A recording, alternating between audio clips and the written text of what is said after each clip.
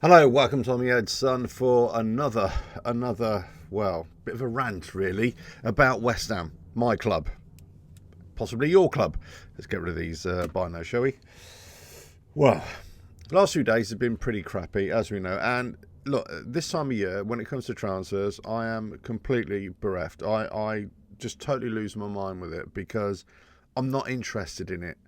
All the rumours, all the speculation, it's always leads to disappointment. And then invariably we sign players that either we don't need or totally underperform. And this is not just a recent thing under Potter or Lopetegui or Moyes. We've got a history of this going back ages and ages.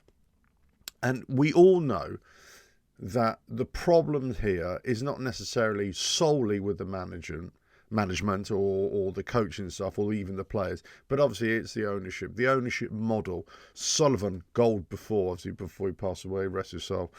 But and Brady as well, and everybody else associated with the upper management of the club, but essentially is down to Sullivan and his right hand lady, that is Karen Brady.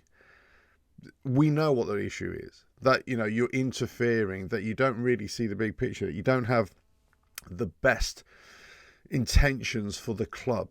And this is why I support this petition that's been started, that it's just, I'll leave the link in the description for you as well, the full link as well for you. You can go and sign that petition, but it's not about trying to force the owners out, which it is, I suppose, but it's also about letting them know that things have got to change and you've got to get out of this club and get somebody else in who's got a better vision and who has the best intentions for this club. Nothing's changing. Look, we had a terrible result at the weekend, and for all the you Sunderland fans who've come on and start saying, we actually deserved it, you didn't deserve anything. He said, well, yeah, I mean, that was the point of the video, really, that Sunderland outplayed us and they outfought us and outthought us as well. And, all the spoils go to them, and deservedly so. This has got nothing to do with Sunderland at all. This is my channel, is never slighting any other club. I don't do that. I always talk, and I'm only interested in talking about West Ham really when it comes to football and talking about problems with clubs, especially, or good things with clubs, right? And we don't really have a lot of going on. There's other fans out there, I'm sure, who will always see the sun shining, right? And they'll always see, it's just the season just started. I saw a couple of comments from some people. I don't know what they're thinking, but they're saying, no, Potter's doing a great job. Potter's doing a great job. I said, well, what are you basing that on? Where is that coming from? Are you really West Ham fans? Do you go to the games, either home or away, or do you even watch us on a regular basis? Because if you're saying he's doing a great job, then obviously you're not seeing what we're seeing. You're not seeing the frustration, the lack of a plan, the lack of cohesion. Yes, under Potter and possibly a little bit under Lopetegui as well, our ball retention from defensive midfield was better. But all that means is that we just go side to side, back, forward a little bit, side to side. But then getting it past midfield to go forward in any kind of attacking sense is terrible. Then we lose possession. We give away lots of possession. And then we're really bad at regaining possession as well. And then we're terrible in sort of those defensive midfield areas and also terrible in defence. So we're kind of okay in certain respects of just keeping a little bit more ball retention in certain areas of the pitch. In other words, where we're not going to hurt any opposition. But we're just terrible from then progressing forward. And we stay in that pocket. We just stay in that hold of this kind of boring football, negative football, not really adventurous enough. And this isn't just a Potter thing. We've been doing this for a long time. I said in a previous video, and we've lost our identity. We don't have an identity now. Other teams know what we play like now. We're just, boring, crappy football. And we're easy to penetrate because as soon as we're put under pressure, regardless of who our manager has been, then we really struggle. Lopetegui was terrible, but Graham Potter has taken us from bad to even worse. But he hasn't been supported and the club isn't run properly. And this is the crux of the matter. He hasn't been supported properly in the players that he wants, but also the management of the club is terrible in actually sourcing players and buying players and getting the right players, and also engaging with the fans and listening to fans. If you could have put a knife into me on Sunday when Karen Brady went on to the radio, and it was almost, yes, apparently it was pre-planned to go on there, but it's almost like you're not doing yourself any favours. You're not saying anything that the fans want to hear. You're not endearing yourself to the fans. And this is a problem with West Ham. We used to be a family club. And yes, for those of you a little bit long in the tooth like me, we've always had ownership issues, right? We've always had problems. And, I remember being at protests, at Upton Park on a mid-game week against, who the bloody hell was it, Southampton, all protesting out for Brown to get out. The corner flag, kind of protest, as it were, getting into the centre of the pitch. That's been repeated, and that's actually been repeated from other countries as well. So this kind of protest of West Ham fans, we see something that's not right and we want to say something, but the problem is we're just not being listened to. So Karen Brady and David Sullivan, they just don't endear themselves to the fans. They just don't connect with the fans, and everything they say, it just makes it worse. And we lost handsomely against Sunderland. And I say handsomely in a bad way, right? They deserved it. We didn't. We were terrible. Apparently, whether there were issues after the game with the team, in terms of arguments, I have no doubt there would be arguments, because, it was such a terrible performance. The substitutions he made. So, I said this in a previous video, there's front of house and back of house. What happens on the pitch is down to Potter.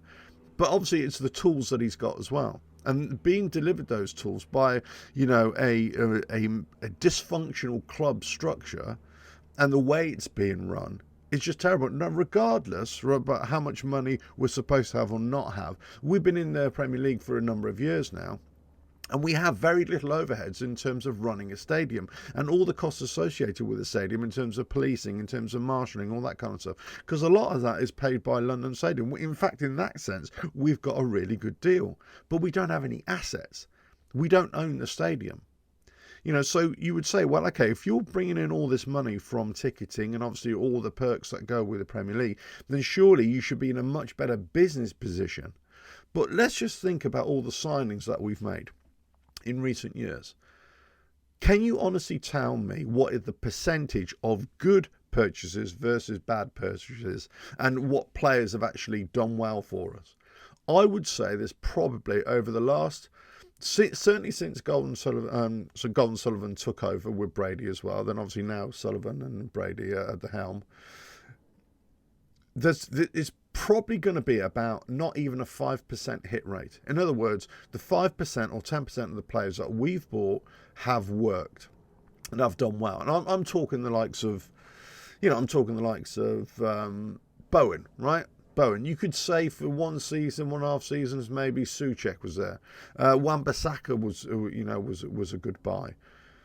But just think about all the players that we've bought that have just been absolute rubbish, have been totally underperforming. And there's been lots of players that I'm not even thinking about that have performed, but they haven't performed on a regular basis and been consistent. So it's the quality of player that we're buying, the type of player that we're going for, how much we're willing to pay for, how we're going into those negotiations with other clubs. We've got such a bad reputation with other clubs. They don't want to deal with us. And if they are going to deal with us, they're going to try and, skin us alive, especially being a Premier League team, that this is where the pot of gold is for especially those European teams or South American teams or any other team around the world. This is the pot of gold. So if a Premier League team comes in for one of their players, they're going to want to get paid, right? But we're so bad at it. And this is the petition to change things. It's about change. Get rid of these owners. Get rid of this management structure. Return the club to the way it was. And we want to see attractive football. Now, I would say this. Look, results are everything. Yeah, of course, about staying in the league. But more about that, it's the way that we play. It's the performance. It's about getting that crowd, up for it. It's about entertainment. It's about giving some energy to the fan base, and also giving some energy into the London Stadium, which is just a terrible atmosphere. As I say, you'll be up for it for the first few minutes, then you can just see the way we're playing straight away, and everything just goes so quickly. We just go quiet. And the kind of people that we get into the stadium, and the way it's run in terms of fans getting in there. And I've got so many issues, I could be going on for hours and hours and hours.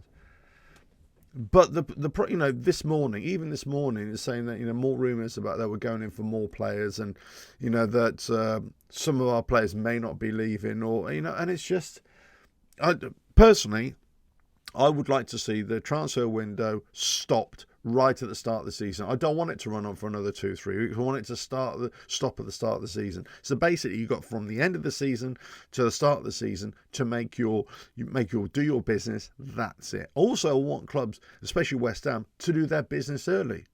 What's all this waiting to the last minute, to the 11th hour, to get your players in? No, you should be setting out your stall. This is why we have it out with Graham Potter. Because, hold on, you've had half of last season, and you've had the whole of summer to get your players in, and also, this is the whole club as well, not just Graham Potter, get your players in and work with those players. And then you deliver a performance like that on Saturday against Sunderland, and it just goes to show that you haven't done anything. It's just the same as it was before. It's terrible. And again, we still don't have an identity, especially about going forward. There is no West Ham way anymore. As I said this before, there is no West Ham way.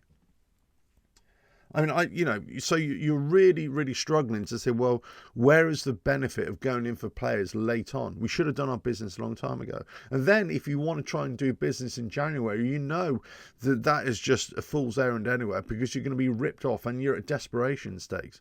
You either scrap the whole transfer window completely and just have a free open market, and then players can come and go as they want, or clubs can buy and sell at any time of the year, or you just make it that out of season, you can't do mid-season or an overlapping transfer window. It's absolutely ridiculous. And that just lends itself to incompetence from our club, a club like ours, and the way we do business, the way that Sullivan gets his mitts on things, and the way Karen Brady comes on. And she's just not a warm person. She's just not a likeable person. And David Sullivan's exactly the same. They're just not engaging with the fans.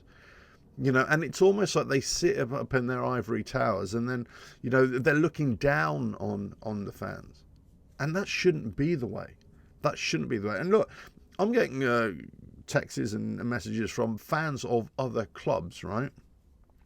And they're saying it's almost like a comedy sketch show. You say, no, your owners aren't as bad as ours. Ours are really bad. No, your football isn't that bad. Our football is really bad. It's almost like we're having the battle of who's the worst club, who's the worst run club in the league. And then you get certain aspects of the social media who are, you might be kind of, oh yeah, let's just see how it goes. Let's just see how West Ham do. It's only first game of the season. And you got others say no, a bit like me, say no, we need change right now because this has absolutely gone on way too long. You got other aspects of the media, like mainstream media, who will always defend Sullivan, who will always be on the case of West Ham fans. Oh, they're moaning again. Oh, they don't know what they're doing. They've never had it so good, all that kind of bollocks. The likes of Talk Sport and Jim White and everything, who's in Sullivan's back pocket. And then you think, what the hell's going on there? They've never listened. But then you get other, like football pundits and other people, like younger, on the younger side, younger demographic, let's say, who completely agree, who understand. Dean Ashton, for example, one of my favourite players, right, of the Premier League era. And then before, of course, I just love the way he's got a real connection with West Ham fans, because he has anyway, because he understands. He's played for us. He understands, and he talks well, and he understands what the problems are and when we're not playing good football, and also what the fans really want. Tony Cottee, I believe, is like that as well. But there are many others who kind of, they don't They get that little sweet little ambassador job from the club, and all of a sudden it's just, oh no, I won't say anything just in case I lose my little meal ticket there. I love this club. I'm sure that they do too, and I'm sure there are fans all over the world that love this club. But at the same time, it's just not, you've got to call it out from when you got to call it out, and this has just been going on for way too long. We're facing Chelsea this weekend. I was supposed to be going to it, obviously because I'm a season ticket holder, but they've moved it to Friday, and then I'm at work Friday night, so I can't even get there. So I'm working Friday into Sunday, Saturday morning, so I can't get there. So it's just like, well, and I kind of think, am I really that upset that I'm not going? Well, I kind of am, because I always like to hold our team to account, and I'm always hopeful that we're gonna come out and deliver a performance. And you never know, we might just do against Chelsea, because that's the kind of thing that we do from time to time. But other times we don't. We get completely spanked. But the way Chelsea were playing, the way they've sort of started, I know they got a draw against Palace, but Palace are not bad themselves. But I can't see anything but a loss for us. I really can't. And if we scrape a win, or get a win, then the back of my mind are thinking, well, can this be repeated, or was this just luck? Because if it's just luck, then that's no good to us. We've got to be able to repeat it. We can't be a one-hit wonder and then just struggle for the rest of the season. We can't say, oh, well, we beat Chelsea, but we still got relegated. No, that's not good enough. You've got to be consistent. You've got to be playing this kind of attacking, attractive football, aggressive football, and solid all over the park. So part of me is thinking, with that in mind, I think, well, I'm kind of glad I'm not going. But look. The problem is we're still getting linked with loads of players, and there's there's a whole industry of fan channels and everything feeding on that as well, right? Fair play to them, because this is all about news and West Ham news. I don't do it because I just find it so frustrating that all I want to know is, when have we actually signed a player? If you reveal a player that we've signed, then fine, then I'll be interested.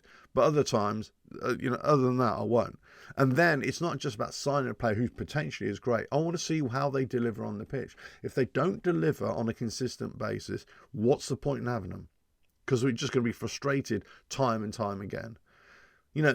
All players have got to be consistent, 80% of the time, 70, 80% of the time. Because if it's anything less than that, then that's a really bad buy. They should be a lot more than that. And Graham Potter, has got a really bad success rate, but really bad win rate for us. It's terrible, and it's, I was reading seeing something the other day. It's like less than 1 point a game. I mean, that's just terrible, and his career, I think I think the guy was saying it's just over 1 point a game. That's relegation form. So the way we're picking players, the way we're picking managers, the way we're sort of not even structured properly, this is all starts with the ownership of the club. That's why, go and support that petition for me, because that's the only way we can voice what we really feel. And there's no point in talking to the radio, there's no point in talking to the TV, because they have their own agendas. If this is about this petition and it's black and white, and nobody can take that away from you. Just terrible, isn't it? Just terrible. Listen, if you know what to do here, keep on watching the videos. And look, West Ham playing Chelsea, I'm not hopeful. I think we're going to get spanked. If we don't, I'll be very, very happy, of course. But it's that consistency thereafter. That's where I'll be really looking for. Look, if we win, I'll be waxing lyrical. I'll be saying fantastic, brilliant, love it. But I'll also be saying keep it going. Do not just rest on this one result, on this one performance. It's got to be on a regular basis, or at least, the very least, that all the players and the management and the coaching staff should be showing that they're trying to do this on a weekly basis, and give us something to cheer and give us some hope of better days, of better football. That's what we need. If you like what I do here, keep on watching the videos, and sign that petition. The link is in the description below. This all started off by Claret and Booze, I think. Those guys there, decent channel as well. go and check that out. And I'm not sure about all the other fan channels. I don't watch too much of them, in all fairness, and I don't have any other social media as well. So I don't. All these thoughts are my own thoughts, and not really what I'm just hearing what other people are doing as well. So you know, I'm sure some of them are supporting it. Some other people have got their own ideas as well, but fundamentally, it's got to be changed right throughout the club. And it's got to happen now. We can't just wait. It's got to happen now. So link in the description. And, well, catch you on the next video. Maybe probably a reaction to the Chelsea game. But, yeah, that could be a hard one to make. Catch you again. Bye now.